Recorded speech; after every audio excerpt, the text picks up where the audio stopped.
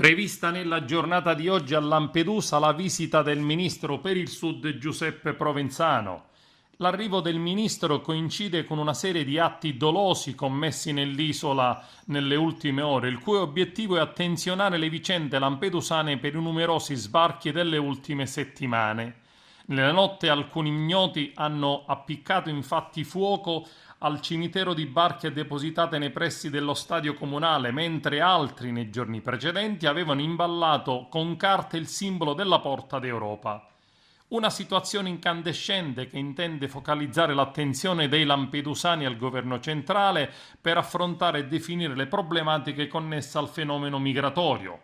La Procura di Agrigento ha aperto immediatamente un'inchiesta per capire le ragioni di questi reati che si collegano ai fatti di Siculiana con la protesta pacifica per la chiusura del centro di accoglienza Villa Sicania.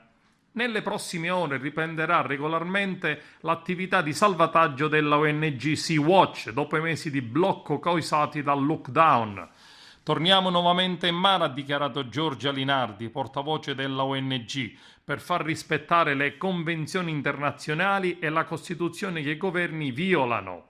Nei mesi in cui il mondo era in lockdown, spiega Linardi, sono migliaia le persone che hanno cercato di attraversare il Mediterraneo. Ancora una volta le istituzioni europee hanno dimostrato di non voler gestire il fenomeno migratorio.